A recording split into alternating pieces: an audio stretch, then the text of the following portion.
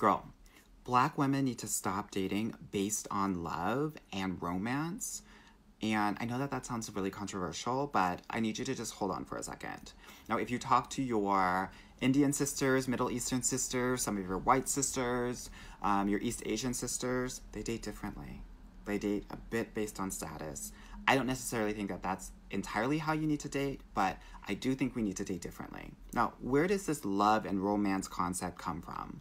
Well, in the 15th century in southern France, these chivalrous knights would put game on these women ultimately to compete with some of these rich noble men because they were getting all of the women. So please understand that romance is a strategy. That romance is a strategy for lower status men trying to get women.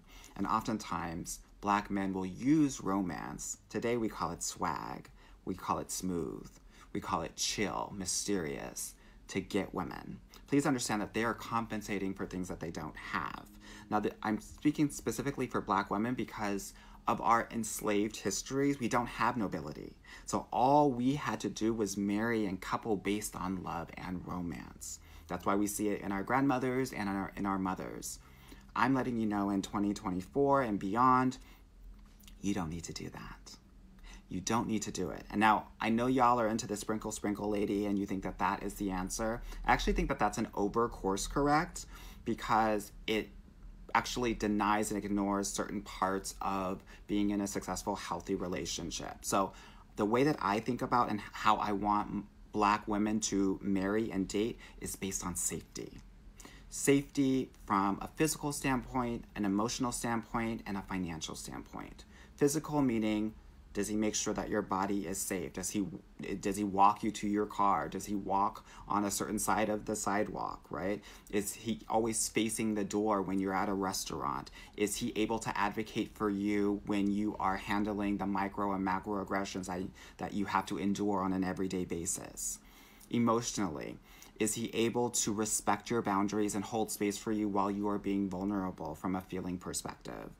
Financially, does he make enough money to feel stable and self-actualized so he doesn't feel like he needs to humble you?